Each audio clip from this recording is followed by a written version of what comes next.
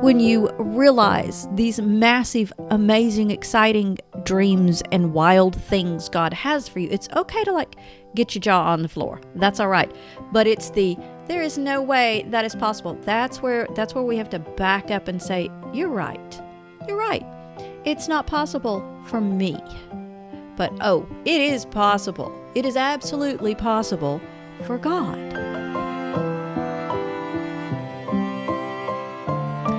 Okay, buckle up. Here it is.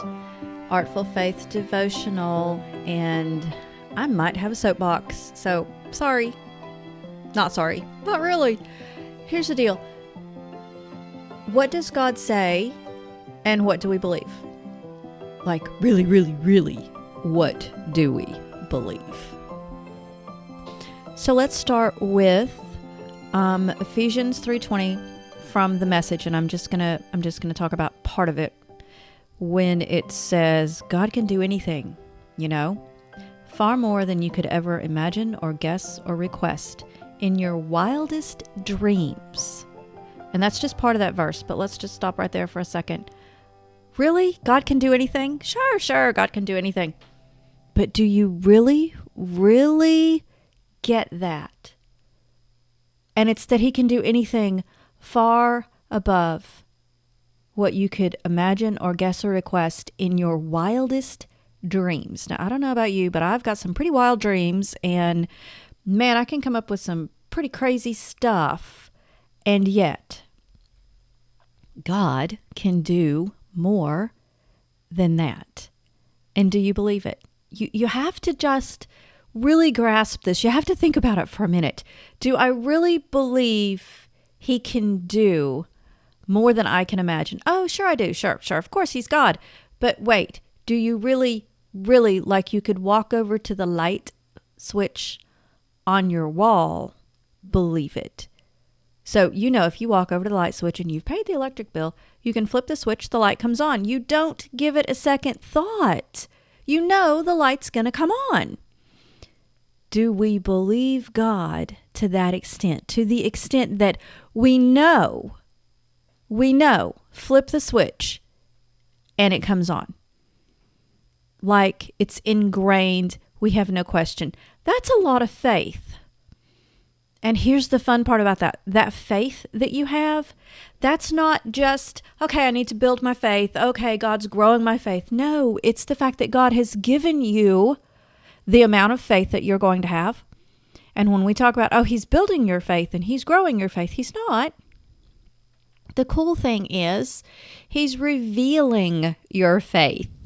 He's showing you how much faith he has given you, because we can't conjure that stuff up. I don't have, a store that I can go buy faith, and I don't have someplace I can just go find it. It's given to us by God, and if he can do more than we could ever imagine or guess and request in our wildest dreams, that goes with faith. More faith than we ever thought possible. I know. It's okay, yeah, great. That's basic Bible. I get it. But do you really?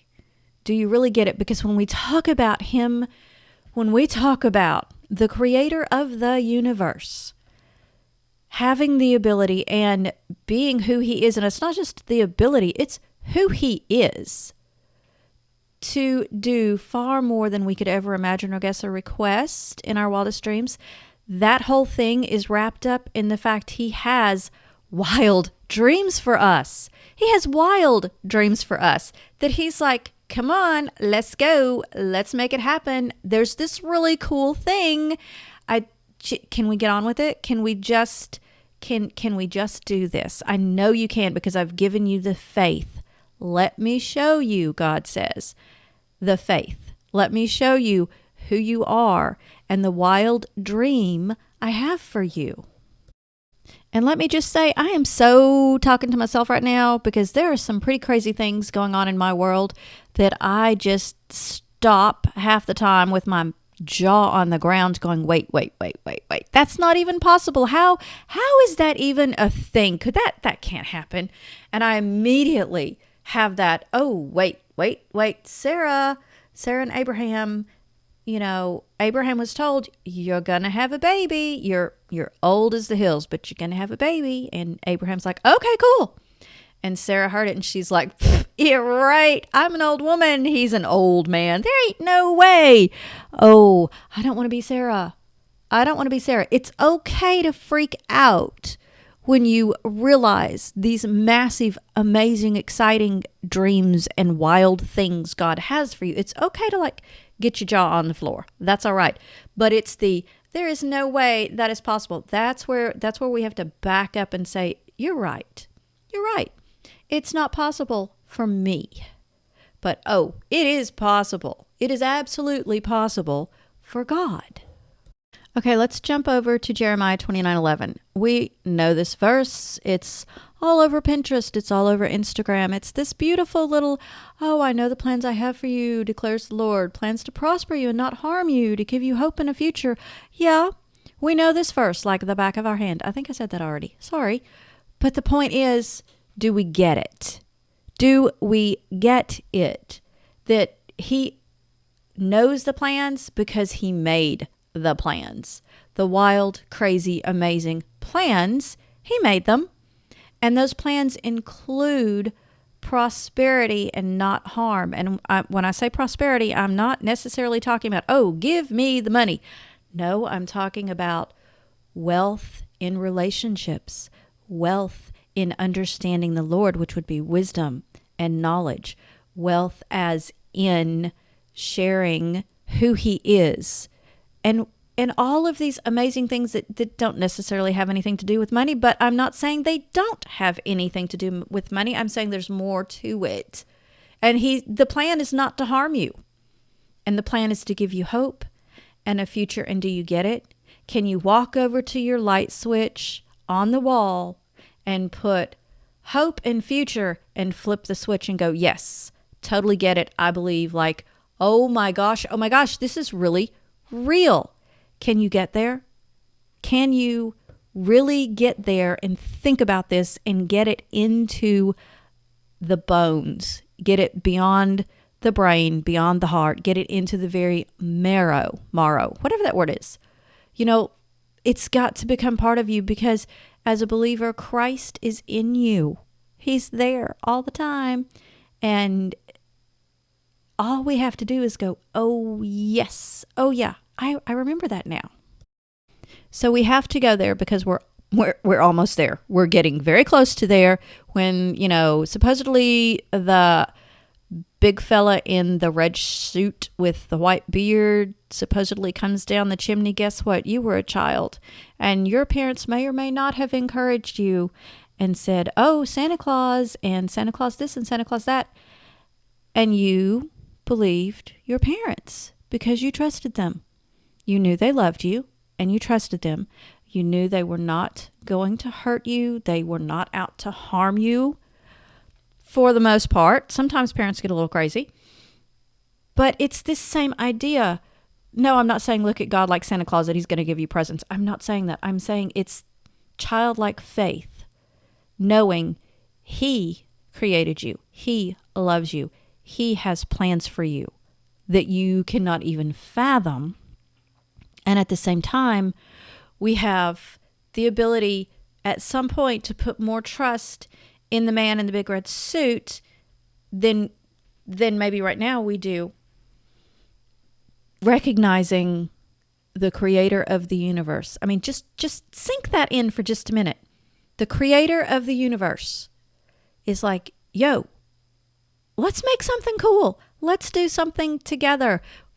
This will be amazing. I've already got the plans. Do you want to see them? Let's look at them. I want to show you the plans. I'm not going to show you all the plans. Boy, do I know that one.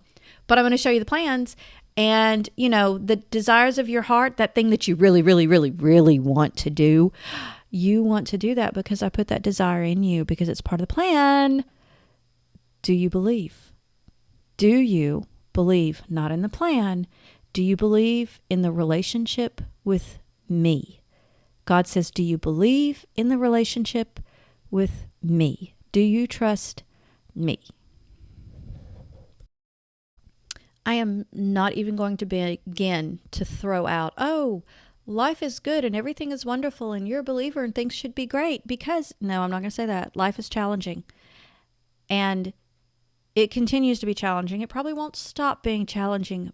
But what happens when we move beyond the, oh, it's raining and oh, this is hard and oh, this stinks and oh, please let me tell you, I've been so there for the last few years. But all of a sudden you lift your head up and you see beyond the immediate. And I don't mean, oh, we're going to heaven. I'm not talking about that. I'm talking about we see beyond the, oh, car insurance is due and the electric bill and, Johnny's got to go to college and Susie's flunking math. When we look above and beyond that and we think about and lean into this plan that he has for us, knowing that this plan is for us, but it affects everyone around us, that's when it starts to get really, really good. Because suddenly you realize it's interwoven and he's blessing you. He is totally blessing you right now, even though there are challenges, there are blessings. And those blessings are the things that we use to step on and see above the challenges and move into the plan that he has for us. I told y'all I had a soapbox. I'm so sorry. Well, kind of not sorry. But I guess because we're coming into holiday season and I'm looking at this going, wow, huge blessings, huge plan. And so what if we really, really, literally believe and take God at every single word and take those words and go, hey, Lord, remember you said this? You said this. I'm accepting it. I'm believing you. Yeah, let's do it. I'm on board. If I'm not on board, get me on board. Show me what I need to do to get on board, because those words are real. They are real and they are life. And I don't like saying that because it sounds too churchy, but they are real. And they do bring and walk you into this amazing life God created for you. Okay, I'm going to hush. We're going to keep going. I'm going to try and get off my soapbox. It's a long way down, y'all. Have a great weekend. Talk to you later.